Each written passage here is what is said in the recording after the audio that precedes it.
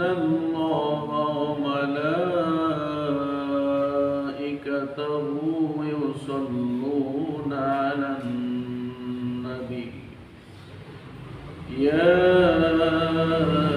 أيها الذين آمنوا صلوا عليه وسلموا تسليما اللهم صل على سيدنا مولانا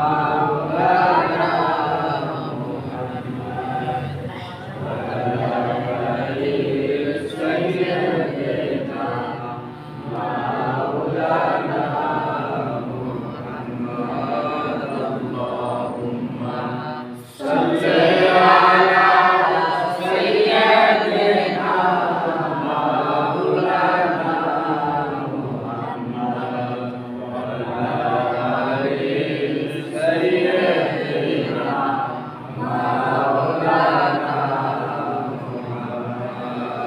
মানুষের নিচে সিজদায় পড়ে কাঁদবেন নবীজি যারে যা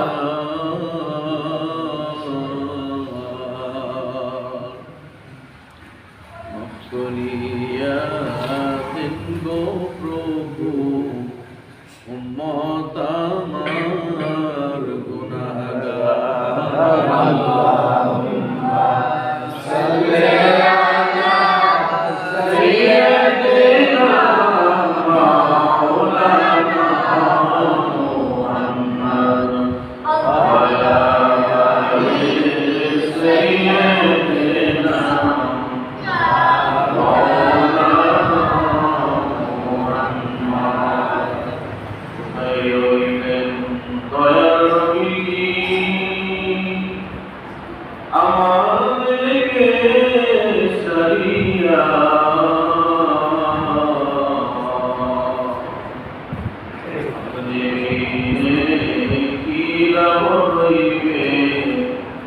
আমরা দুনিয়ায় বাঁচিয়া আল্লাহুম্মা সাল্লি আলা সাইয়্যিদিনা মাওলানা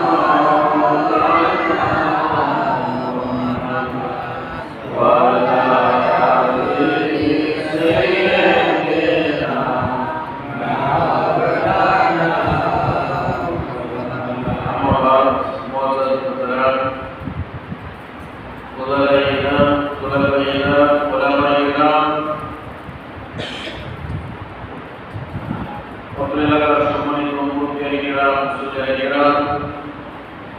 মুহাম্মদ ছোট্ট ছোট্ট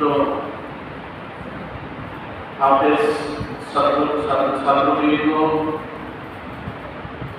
এবং পড়াশোনা যারা আমার সর্বগুণী নির্বাচিত মায় এবং বোনেরা এই মাসের হজ যতদূর জায়গা শুনতে পাচ্ছেন সকলেই আমার সালাম গ্রহণ করুন। আসসালামু আলাইকুম ওয়া রাহমাতুল্লাহি ওয়া বারাকাতুহু। আল্লাহ রাব্বুল আলামিনের দরবারে অগণিত শুকরিয়া যে রব আমাদেরকে দুনিয়ার সমস্ত ঝামেলা থেকে সমস্ত বিপদ থেকে হেফাজত করে আজকে জুমার দিন শুক্রবার দিন তারপর মসজিদে আসার মতো এবং বসার মতো নসিব করেছেন। এই জন্য আমরা সকলে জোরে সোরে একবার শুকরিয়া আদায় করে বলি আলহামদুলিল্লাহ। দেখেন এখনো অনেক মানুষ আযান হওয়ার পরেও দুনিয়ার বিভিন্ন কাজের মধ্যে লিপ্ত আছে। বিভিন্ন জায়গায় দোকানপাট, ব্যবসা বাণিজ্য, ক্ষেত খামার কাজে তারা ব্যস্ত। আল্লাহ রাব্বুল আলামিনের দরবারে আমরা আরো শুকরিয়া আদায় করি। এই জন্য আজকে ফজরের নামাজ অনেকে পড়েছে, নিয়ত করেছিল যে জুমার নামাজটা মসজিদে গিয়ে জামাতে পড়বে, এরকম নিয়ম ছিল। কিন্তু আল্লাহ তাআলার সেই মহান হুকুম তার মসজিদে না থেকে আজকের এই জুমার পরেই তার জানাজার নামাজ পড়ে। কথা বলেন আশা নাই? শুধু তাই নয়, এক শ্রেণীর মানুষ সকালবেলা নিয়ম করেছিল তোমার নামাজ পড়বে, জামাটা ধুয়ে দিয়েছিল, মাথার টুপিটাও ধুয়ে দিয়েছিল, স্ত্রীকে বলেছিল স্ত্রী আজকে তোমার নামাজ আমার জামাটা ধুয়ে দেবো, মসজিদে নামাজ পড়বো। কিন্তু তোমার নামাজের পূর্বে আল্লাহ রাব্বুল আলামিন দুনিয়ার জমিন থেকে বিদায় করে নিয়েছেন তাকে, মসজিদে আসতে পারে নাই। আবার এক শ্রেণীর মানুষ জুমার নামাজের পূর্বে সকালবেলা স্ট্রোক হয়েছে, অসুস্থ হয়েছে, মুসল্লি মানুষ, পরেশগার মানুষ মসজিদে আসতে পারে নাই, হাসপাতালে বিছানায় বসে কাটাচ্ছে, বলা যায় ঠিক না? আবার এক শ্রেণীর মানুষ আইসিইউর মধ্যে রয়েছে, আবার এক শ্রেণীর মানুষ গাড়ির মধ্যে, বিমানের মধ্যে, ট্রেনের মধ্যে রয়েছে, তোমার নামাজটা পড়তে পারে না। কিন্তু তোমরা যারা সমস্ত ঝামেলা থেকে, বিপদ থেকে ইবাদত করে এখন মসজিদে আসতে পারো না, আমি মনে করি কখনো হচ্ছে কপাল পোড়া। বলেন ঠিক না? আবার এক শ্রেণীর মানুষ মামলা করে কারাগারের মধ্যে, জেলখানায় বিভিন্ন বিচার সালিসের মধ্যে, নামাজ তার নসিব হয় নাই। কিন্তু যেই রব্বুল আলামিন আমাদেরকে এই সব বিপদ থেকে হেফাজত করে তার ঘর মসজিদে মেহমান হিসেবে দাওয়াত করেছেন, তার দরবারে শুকরিয়া আদায় করব কম না বেশি? এই জন্য আল্লাহ রাব্বুল আলামিন বলেন লাইন শাকারতুম লাযীদান্নাকুম ওয়া লাইন কাফারতুম ইন্না আযাবি লাশাদীদ। আল্লাহ রাব্বুল আলামিন জানিয়ে দেন বান্দা শোনো, লাইন শাকারতুম লাযীদান্নাকুম, আমি তোমাকে যে নিয়ামত দিয়েছি শুধু এই নিয়ামতের শুকরিয়া তুমি তোমার জীবনের শুরু থেকে শেষ পর্যন্ত মৃত্যুর আগ পর্যন্ত একটানা আদায় করতে থাকো। একটানা যদি আমার শুকরিয়া আদায় করো, আমি রব ঘোষণা করি তারপরে নিয়ামতের শুকরিয়া আদায় করা হবে না। আল্লাহ বলেন লাইন শাকারতুম, যদি তুমি শুকরিয়া আদায় না করো, লাযীদান্নাকুম, আমি তোমার সব শুকরিয়া কেড়ে নেব। যতগুলো নিয়ামত তোমাকে দান করেছিলাম সব নিয়ামতগুলো কেড়ে নেব যদি তুমি শুকরিয়া আদায় না করো। ওয়ালা ইন কাফারতুম, যদি কুফরি করো, অস্বীকার করো যে আল্লাহ তাআলা আমাকে এই নিয়ামত দেন। আমাদের মধ্যে দেখবেন এক শ্রেণীর মানুষ আছে, তারা আল্লাহ তাআলার শুকরিয়া আদায় করে না। কিভাবে করে না? বলে পাঁচ ওয়াক্ত নামাজ পড়ে, সব কিছু করে, কিন্তু শুকরিয়া আদায় করে না। কেমনি করে না দেখেন একটা উদাহরণ। মনে করেন বড় ভাই, তার অনেক সম্পদ, বাড়ি আছে, গাড়ি আছে, ব্যবসা প্রতিষ্ঠান আছে, ছোট ভাই কিছুই নাই, এরকম আছে না? কথা বলেন আছে? আবার ছোট ভাই অনেক সম্পদ, বড় ভাই অটো চালায়, গাড়ি চালায়, এরকম আছে না? নাই আছে। এখন যদি এই ছোট ভাই বলে আরে আল্লাহ আমার সাথে বিচার করেছে, আমার এই মায়ের পেটের ভাই তার সম্পদ রয়েছে কিন্তু আমার কোনো সম্পদ নাই, আল্লাহ তাআলা আমাকে কোনো সম্পদ দেন নাই, আমাকে গরিব বানিয়েছেন, আমাকে ফকির বানিয়েছেন, আমার সম্পদ নাই, সম্পদ দেন নাই, কিন্তু আমার ভাইকে অনেক সম্পদ দিয়েছেন, এটা আল্লাহ তাআলা আমার সাথে বিচার করেছেন, আমার আমাকে দেন নাই। এরকম আসেনি? আবার এক শ্রেণীর মানুষ বলে আমার ছোট ভাই অনেক লেখাপড়া হয়েছে, বিসিএস করা অথবা হাফেজ মাওলানা, কিন্তু আমি লেখাপড়া করি নাই, আল্লাহ তাআলা আমাকে সেই জ্ঞান দান করেন নাই, আমার সাথে বিচার করেছেন। সমাজের মধ্যে এরকম দুইটা শ্রেণী কি আছে না? নাই আছে। একই বাড়ির মধ্যে, একই ঘরের মধ্যে একজনকে আল্লাহ তাআলা অনেক সম্পদ দিয়েছেন, আরেকজনকে দেন নাই। একজনকে অনেক ছেলে দিয়েছেন, বড় ভাই 5টা ছেলে, মেজো ভাই 4টা মেয়ে, আছে না? নাই আছে। কথা বলেন আছে? এখন মেজো ভাই বলে আরে আমার সব মেয়ে, আমি তো মেয়ে বিয়ে দিতে একবার করে নিয়ে যাব শেষ। আর বড় ভাই 5টা ছেলে, সে 5 শ্বশুর বাড়ি থেকে অনেক কিছু পাবে, তার ঘর ভরে যাবে, তার কিছুই দেওয়া লাগবে না। কি আমাদের দেশে এই ধরনের মানুষ আছে না? তাদের চিন্তা হলো ছেলে সন্তান করে তার কিছুই দেওয়া লাগবে না, বরং ওই মেয়ের বাড়ি থেকে অনেক সম্পদ পাবে, তার ঘরে কিছুই দেওয়া লাগবে না। খাট নাই, খাট পাইছে, সুখের ছিল না, সুখের পাইছে, আলমারি ছিল না, আলমারি পাইছে, বলেন কি না? আর মেয়ে যদি থাকে তাহলে মেয়েকে উজ্জ্বল প্রাণ সুখে যাদের স্বর্ণা পাওনা সব দিকে দিতে দেবে।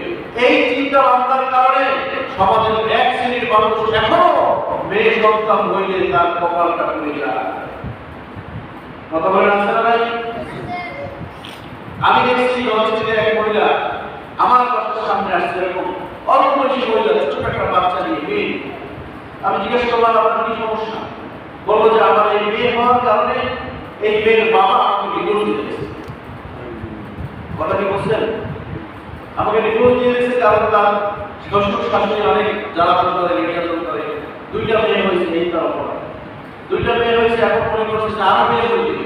তাই এই মেয়ে হওয়ার কারণে তারা গরিব হয়ে গিয়ে তাদের সম্পদ থাকবে না।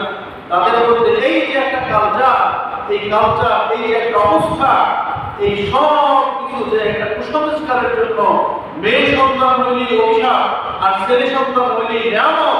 এটা কি ঠিক কিনা বলে? এটা কি ঠিক? অথচ সমাজের দিকে তাকালে দেখবেন বাবা মাকে যদি সবচেয়ে বেশি ভালোবেসে থাকে সেটা ছেলে নয়, মেয়েরাই বেশি ভালোবাসে। বাবারা তাদের সন্তান মেয়ে আছে তারা মনে হয় হ্যাঁ আপনার ছেলে আপনাকে অনেক ভালোবাসে, সেটা ঠিক, তার টাকা পয়সা আছে, সম্পদ আছে, কিন্তু মেয়ে যদি গরিবের ঘরে উঠিয়ে দেন সেখান থেকে অল্প কিছু হইলেও বাবার প্রতি মেয়ের ভালোবাসা, বাবা মার প্রতি মেয়ের ভালোবাসা আছে না? সামান্য একটু পিঠা বানাইলেও বাড়ির কাছে যদি দিয়ে দেয় মনে চায় যে বাবা মার কাছে নিয়ে যাবে, ঠিক কিনা বলো? একটা মনোগত করলেও মেয়ে মনে চায় যে না আমার বাবা দুঃখ মা বৃদ্ধ তাকে একটু খাওয়ায়। কিন্তু হিসাব করে দেখবেন ওই যে পাঁচ বড় ভাই পাচ্ছে মেজো ভাই চায় অনেক বছর করে দেখবেন ওই পাঁচ সন্তান যখন বড় হয়ে যায়, কোনো করায় সংসার হয়, তখন কি অবস্থা হয়? তখন ওই বাবা মাকে কোন ভাই খাওয়াবে, কার ঘরে খাবে, এটা নিয়ে একটা খেলাখেলি হয়। বড় ভাই কোন ভাই মেজো ভাই করে দেয়, মেজো ভাই ছোট বড় করে দেয়, এইভাবে একটা ধাক্কা ধাক্কির মধ্যে পড়ে যায়। সর্বশেষ পরিণতি এমন আছে, অনেক পরিবারে এরকম আছে বাবা মার ঠিকানা ওই ঘরে হয় না, তখন বৃদ্ধাশ্রম হয়ে যায়। এই জন্য ছেলে সন্তান মানে নিয়ামত নয়, আমার মেয়ে সন্তান মানে অভিশাপ নয়। ছেলে সন্তান, মেয়ে সন্তান, সন্তান দেওয়ার মালিক তিনি, সন্তান কিনে নেওয়ার মালিক তিনি, সন্তান দিয়ে উপকার যিনি করান, সন্তান দিয়ে নিয়ামত যিনি দেওয়ান। চিল্লায় বলতে হবে তুমি কে? সব কিছু মালিক আল্লাহ। এই জন্য নিয়ামতের শুকরিয়া আদায় করতে হবে অনেক বেশি। আল্লাহ বলেন লাইন শাকারতুম লাযীদান্নাকুম ওয়া লাইন কাফারতুম ইন্না আযাবি লাশাদীদ। বান্দা তুমি যদি শুকরিয়া আদায় না করো আমি তোমার সব নিয়ামতগুলো কেড়ে নিয়ে যাব। শুকর আদায় করো না, এজন্য নিয়ামত কেড়ে নিয়ে। ওয়া লাইন কাফারতুম, যদি কুফরি করো, অস্বীকার করো যে আল্লাহ তাআলা আমাকে এই সম্পদ দেন নাই। ওই যে বললাম বড় ভাইকে পাঁচটা ছেলে দিয়েছে, আমাকে একটাও দেয়নি। বড় ভাই অনেক সম্পদ আমার নাই, বড় ভাই পাঁচটা বাড়ি আমার একটা বাড়ি নাই, বড় ভাই অনেক টাকা পয়সা গাড়ি আমার কিছু নাই। না, এটা করা যাবে না। তোমার যা আছে তা দিয়ে আল্লাহর কাছে শুকরিয়া আদায় করো, নিয়ামতের শুকরিয়া বানিয়ে দিবেন আল্লাহ। তুমি রিকশা চালাতে পারো, তুমি ভ্যান চালাতে পারো, তুমি যা কিছু করো না কেন, তুমি পদ্মা দিয়ে খাও, তারপর তোমার নিজের উপরে শুকরিয়া আদায় করো। যে অবস্থা আল্লাহ তাআলা ভালো রেখেছেন, শুকর আদায় করো আলহামদুলিল্লাহ। ডাল দিয়ে যদি তুমি ভাত খাও সেখানেও শুকর আদায় করতে হবে যে আমাকে তো আল্লাহ তাআলা ডাল দিয়ে ভাত খাওয়াচ্ছেন। এমন কিছু মানুষ আছে যাদেরকে এই ডাল দিয়ে আল্লাহ তাআলা খাওয়াচ্ছেন না, বলেন আছে না? আছে।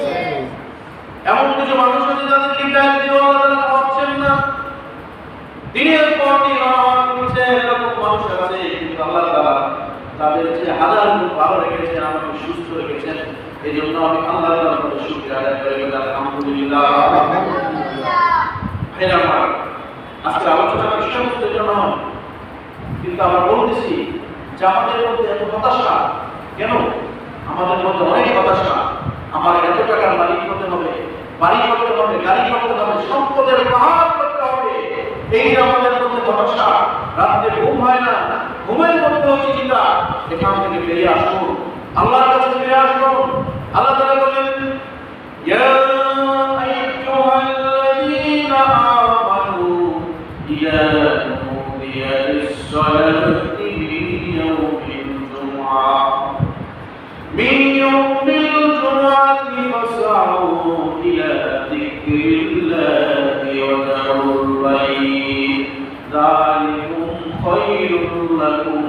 إن كنتم تعلمون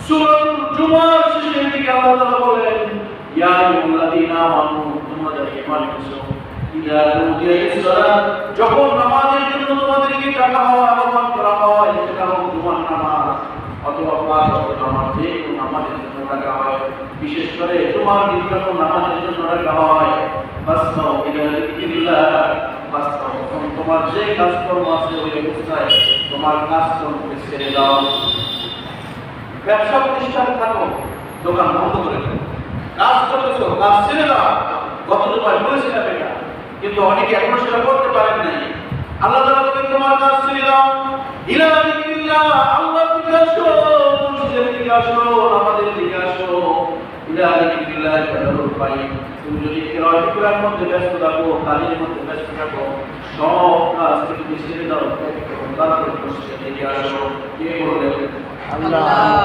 আল্লাহ বলেন যখন জুমার নামাজের আহ্বান করা হয় অথবা পাঁচ ওয়াক্ত নামাজের জন্য আহ্বান করা হয় তখন সঙ্গে সঙ্গে তোমার এই কাজ রয়েছে এই কাজকে ছেড়ে দিয়ে মসজিদের দিকে চলে আসো নামাজের দিকে আসো ফাসতাও ইলা যিকরিল্লাহ তাদারুল বাইন কিরামে বিরাজা কিছু ছেড়ে দাও যদি তুমি এটা করতে পারো আল্লাহ রাব্বুল আলামিন বলেন যালিকুম খায়রুল লাকুম ইন কুনতুম তা'লামুন যদি তুমি এটা করতে পারো যালিকুম খায়রুল লাকুম এটাই তোমার জন্য সবচেয়ে উত্তম ইন কুনতুম তা'লামুন যদি তোমরা বুঝতে পারো অনুধাবন করতে পারো আল্লাহ তাআলা বলেন তোমার জন্য উত্তম হবে আল্লাহর হুকুমটা পালন করার জন্য মসজিদে আসার জন্য আল্লাহ তাআলা তোমাকে এত বেশি নিয়ামত বাড়ায় দিবেন তোমাকে এত সম্পদ দিবেন এত ক্ষমা দিবেন এত ভালোবাসা দিবেন তুমি কল্পনা করতে পারবে না আল্লাহ তাআলা তোমাকে দুনিয়ার সব নিয়ামত একত্র করে দিবেন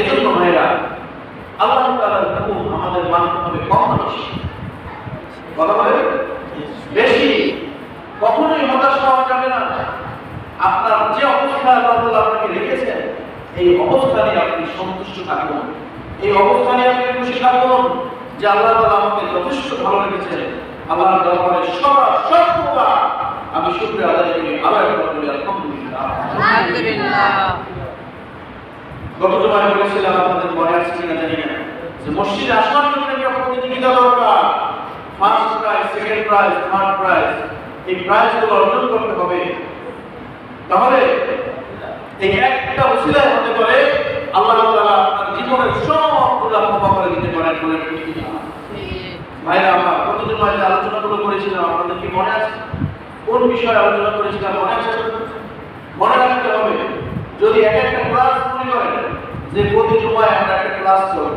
এখান থেকে আমরা কিছু না কিছু শিখব কিসের জন্য মসজিদে আসতে হবে কেন আমাদের ভয় করতে হবে কত জন্য আলোচনা হয়েছে অনেকে হয়তো ভুলে গেছেন এইটা সারা সপ্তাহ চিন্তা করবেন কল্পনা করবেন আজকে এতক্ষণ যে আলোচনা করছি তার মধ্যে প্রথম শিক্ষা হচ্ছে কি যে আমাদের কখনো হতাশ হওয়া যাবে না কি হওয়া যাবে না কথা বলেন হতাশ হওয়া যাবে না সব অবস্থায় আমরা একজনের প্রতি ভরসা রাখি চিল্লায় বলেন তিনি কে আল্লাহ সব অবস্থায় একজনের প্রতি ভরসা রাখতে হবে সকল ক্ষেত্রে ধৈর্য ধরতে হবে একজনের প্রতি আমার সাথে যা হচ্ছে সব কিছুই ভালো হচ্ছে কোনো কিছুই অস্বীকার করা যাবে না আল্লাহ তাআলা আমাকে কি করেছেন কি করেন নাই সেটা বলা যাবে না সব অবস্থায় একজনের প্রতি আল্লাহর প্রতি রাজি থাকতে হবে আর মসজিদের দিকে দৌড়ে আসবেন পাঁচ ওয়াক্ত নামাজ আমাদের সাথে পড়বেন আল্লাহ তাআলা আপনার সমস্ত অভাবকে দূর করে দিবেন আজকে যারা অভাবী আছেন যারা ঋণগ্রস্ত আছেন তারা তাহাজ্জুদ নামাজে দাঁড়িয়ে যান আল্লাহর কাছে যদি হাত তুলে বলেন আল্লাহ আমি ঋণগ্রস্ত আছি তুমি আমার ঋণকে পরিশোধ করার তৌফিক দিয়ে দাও অল্প অতি সত্তর সময়ের মধ্যে আল্লাহ তাআলা আপনার ঋণ পরিশোধের ব্যবস্থা করে দেবেন সুবহানাল্লাহ এজন্য হতাশ হওয়া যাবে না অনেক জায়গায় দেখি হতাশ হয়ে কিছু মানুষ কিছু যুবক আত্মহত্যা পর্যন্ত করে বলেন আসছি না আছে অনেক মানুষ বাড়ি ছেড়ে চলে যায় ঋণের বোঝা চেপেছে এই হতাশা আপনি বিরত থাকতে হবে মসজিদ মানে একটা শিক্ষা প্রতিষ্ঠান এখানে নামাজের পাশাপাশি এখান থেকে শিখতে হবে আমল নিয়ে যেতে হবে এই শিক্ষা প্রতিষ্ঠান থেকে মনে করতে হবে যে আমি একটা জুমায় একটা আমল নিয়ে জীবনে কেউ হতাশ হবেন না, আল্লাহর কাছে চাইবেন। যখন যেটা প্রয়োজন তুমি হাত তুলে আল্লাহর কাছে চাইতে হবে। আল্লাহর কাছে বলবেন রব্বানা যালামনা আনফুসানা ওয়া ইন লাম তাগফির লানা ওয়া তারহামনা লানাকুনান্না মিনাল খাসিরিন। রব্বুল আলামিন, আমি অনেক জুলুম করেছি। রব্বানা যালামনা আনফুসানা, আমার নফসের সাথে অনেক জুলুম করেছি, অনেক অত্যাচার করেছি। মাওলা, আমি অনেক খারাপ কাজ করেছি, সুদের কারবার করেছি, ঘুষের কারবার করেছি, এমন গুনাহ করেছি, এমন অপরাধ করেছি। আল্লাহ কেউ দেখে নাই, তুমি দেখেছো। আল্লাহ কেউ দেখে নাই, তুমি দেখেছো। এমন পাপের কাজ করেছি, সমাজ যদি জানতো আমাকে বেরোজনি করতো, অপমানিত করতো, কিন্তু আল্লাহ কেউ দেখে নাই। আমার গুনাহের খবর আমি জানি, আমি দেখেছি আর তুমি দেখেছো। আল্লাহর কাছে বলবেন রব্বানা যালামনা আনফুসানা ওয়া ইন লাম তাগফির লানা ওয়া তারহামনা লানাকুনান্না মিনাল খাসিরিন। আল্লাহ তুমি তো গফুর, তুমি তো গফফার, তুমি তো রহিম, তুমি তো রহমান। আল্লাহ, তুমি হাত করেছি আর গুনাহ করব না, আর পাপের কাজ করব না, হারাম খাওয়ার খাবো না। মাওলা, মেহেরবানি করে তুমি আমার জীবনের সমস্ত গুনাহগুলো ক্ষমা করে দাও। আল্লাহর কাছে তওবা করতে হবে। জুমার নামাজের মোনাজাতের সময় বলবেন, আসরের নামাজের পরে দোয়া কবুল হয় এই সময় বলবেন, রাতে সম্ভব হলে তাহাজ্জুদের সময় বলবেন। আল্লাহর কাছে সততা করে মাথা কাটায় আল্লাহর কাছে যদি হাত তুলে বলবেন, মামুন, আমি ঋণগ্রস্ত, আমি অসহায়, আমার টাকা দরকার, আমি খেতে পারি না, আমার স্বাস্থ্য অসুস্থ, আল্লাহ তুমি আমাকে সুস্থ করে দাও। কিন্তু আমরা এগুলো না করে সারাদিন শুধু টাকার পিছনে দৌড়াই, টাকার পিছনে দৌড়াই। আমাদের এত টাকা দরকার, শুধু টাকা দরকার, টাকা কিছু না, শুধু টাকা দরকার, আর কিছু দরকার না। নামাজ দরকার না, রোজা দরকার না, দান খয়রাত দরকার না, হালাল খাবার দরকার না, শুধু একটা দরকার, টাকা দরকার। টাকার পিছনে ছুটতে ছুটতে এক সময় ওই টাকা না নিয়ে দুনিয়ার জমি থেকে বিদায় নিতে হয়। মসজিদে আসা হয় না, দান খয়রাত করা হয় না, বাবা মার সম্মান ইজ্জত পর্যন্ত করা হয় না। বাবাকে বাবারে কোথায় যাও, একটু দাঁড়া, আমার কথা শুনে যাও। বলে বাবা সময় নেই, আমার অনেক ব্যস্ততা, আমার জায়গায় নিয়ে আসছে।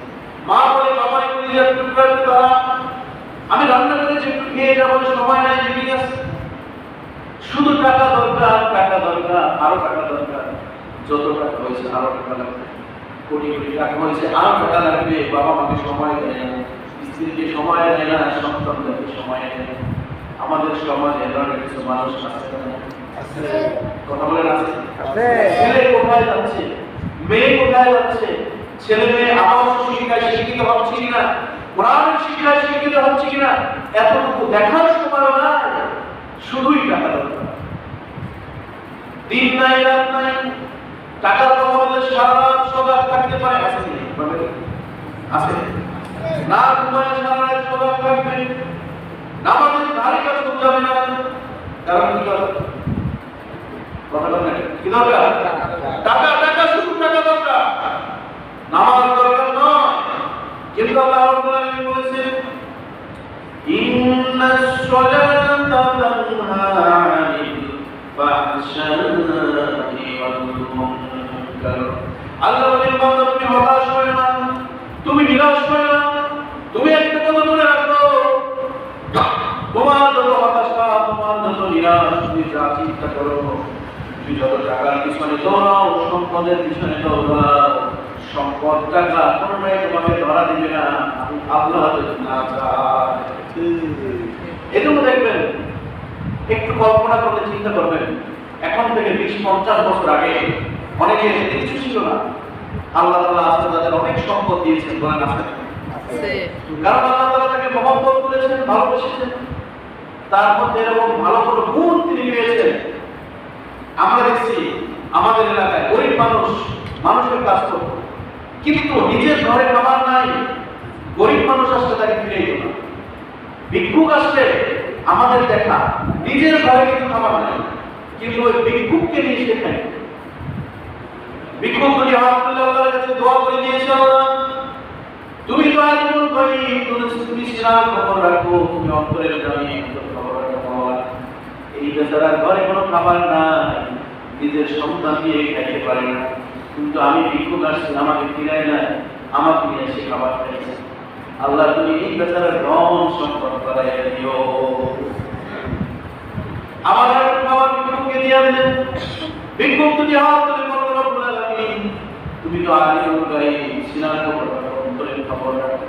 আমি 2 দিন যাবত না খাওয়া ভিক্ষুক, আমি যখন এই বেচারার কাছে আসছি, বেচারা নিজেই খাওয়ার কথা বসতে পারি, কিন্তু আমাকে পেট ভরে যে বেচারা খাওয়াই গেল, আল্লাহ তাআলা তুমি তাকে নেক সন্তান দান করে দিও। এই জন্য দেখবেন অনেকের টাকা পয়সা আছে কিন্তু নেক সন্তান নাই, কথা বলেন আছে ঠিক। আবার অনেকের টাকা পয়সার কোনো অভাব নাই, স্ত্রী দিয়ে শান্তি নাই, শ্বশুর বাড়ি দিয়ে শান্তি নাই, টাকার অভাব নাই, সন্তান দিয়ে শান্তি নাই, নিজের ভাই বোন দিয়ে শান্তি নাই, পরিবার বর্গ দিয়ে শান্তি নেই, কিন্তু টাকা আছে। কি বলেন আছে? আছে। আবার দেখবেন অনেকের টাকা পয়সা নাই, সন্তান দিয়ে অনেক শান্তি আছে। কষ্ট হয় আপনাদের? না, কথা কি বোঝা যাবে না? আমি কিন্তু ওয়াজ করতেছি না, শিক্ষামূলক কথা বলতেছি। ধারাবাহিক তাফসীর শুরু করব যদি আল্লাহ তাআলা আমাদেরকে বাঁচিয়ে রাখেন ইনশাআল্লাহ আগামী জুমার পর থেকে। তার আগে কিছু গুরুত্বপূর্ণ কথা। টাকা নাই, বিল্ডিং নাই, সম্পদ নাই, যেমন একটা সন্তান আছে, এই সন্তান দিয়ে অনেক শান্তি আছে। ছোট্ট একটা ছেলে মাদ্রাসায় পড়ে, মাতৃ পড়ে, ছোট্ট বাচ্চা, বাবা রিক্সা চালায়, বাবা ওই সন্তানটা রিক্সায় নিয়ে যাইতেছে মাদ্রাসার দিকে, মাদ্রাসায় নামায় দিল, সন্তানটা যদি চোখ বেয়ে বেয়ে পানি পড়তেছে, বাবার পকেটে টাকা নেই, মাত্র 10 টাকা আছে। 10 টাকা দিয়ে বাবাকে বললো, বাবা আমি গরিব মানুষ, রিক্সা চালাই, আমাকে টাকা দেওয়ার কোনো ক্ষমতা নাই, জানি তোমার সহপাঠীরা অনেক খাবার খায়, ভালো ভালো খাবার খায়, কারণ তাদের বাবা পকেটে টাকা পয়সা আছে, আমি দোয়া করি এই আমার শ্রেষ্ঠ হাফেজ তুমি হও, শ্রেষ্ঠ আলেম হও, কারণ তুমি অনেক কষ্ট করে লেখাপড়া করো। বাবা সন্তানটার মাথার উপরে হাত তুলে দিল, আমি দোয়া দিলাম তুমি এই জমানার মধ্যে শ্রেষ্ঠ আলেম হয়ে যাবে। সন্তানের চোখের পানিও পড়ে, বাবার চোখের পানিও পড়ে, দুইজনের বুকের মধ্যে জড়ায় আল্লাহ আরশে দেখতেছে, আল্লাহ বলতেছে, ও রিকশাওয়ালা তুমি চিন্তা করো না, তোমার সন্তান এই জমানার মধ্যে শ্রেষ্ঠ আলেম হবে। বাবা তুমি গালে তুমি চুমু দিয়েছে, বলো বাবা তুমি কেন না, তুমি রিকশা চালাও, তাতে কি হয় আমি জানি, বাবা আমি জানি তুমি বাসা থেকে কোনো খাবার খেয়ে আসো না, এখন আমি মাদ্রাসায় ঢুকলে আমাকে ভাত দেবে, আমি খাই খেতে পারবো, বাবা এই 10 টাকা তুমি নিয়ে যাও, দোকান থেকে কিছু খাবার খেয়ে দেবো। কথা বোঝা না? বাবা সন্তানটাকে বুকের মধ্যে জড়িয়ে বলে, বাবা এই 10 টাকা আমার নেওয়া লাগবে না, আমি যখন কাজ করতে যাবো আমি টাকা পাবো, সেটা দিয়ে খেয়ে নেব, তোমার যখন ক্ষুধা লাগে তুমি এটা দিয়ে খেয়ে নিও, আর আমার জন্য দোয়া করিও, আমি যেন সুস্থ থাকি, রিকশা চালায় তোমাকে যেন আমি হাফেজ বানাই দিতে পারি। কত শান্তি, কত সুখ, কত ভালোবাসা, সন্তান বাবার বুকের মধ্যে নিয়ে কি সুখ অনুভব করতেছে, কি ভালোবাসা।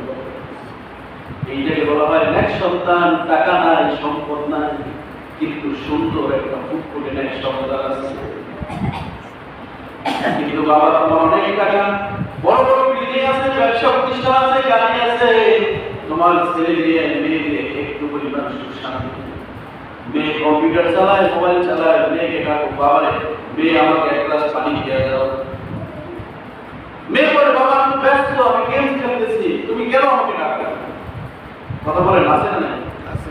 তুমি আমাকে দিও না, আমার টাকে বাবা আমাকে পানি দিয়ে দাও, আমি পারবো না, আমাকে বলো, আমাকে বলো, তোমার ছেলেকে বলো। আর ইনশাআল্লাহ যদি ছেলেটাকে বলতো আমাকে একটু পানি দিয়ে দৌড়ে বাবাকে পানি দিয়ে দিয়ে করে, কারণ টাকা পয়সা দিয়ে কোনোদিন সুখ পাওয়া যায় না, শান্তি পাওয়া যায় না, ভালোবাসা পাওয়া যায় না, টাকা দিয়ে পাওয়া যায় শুধুমাত্র দুনিয়ার একটা শান্তি, দুনিয়ার মোহ, দুনিয়ার ভালোবাসা। কিন্তু মনে করতে হবে ভাই বন্ধু, টাকার পিছনে দৌড়ে না, দুনিয়ার ভালোবাসার পিছনে দৌড়ো, সুখের পিছনে দৌড়ো, রবের কাছে আসো, আল্লাহর কাছে বলো, রব্বানা যালামনা আনফুসানা ওয়া ইল্লাম তাগফির লানা ওয়া তারহামনা লানাকুনান্না মিনাল খাসিরিন। ভাইরা আল্লাহর কাছে তওবা করো, আল্লাহর কাছে ফিরে আসো, তাহাজ্জুদে আল্লাহর কাছে বলো,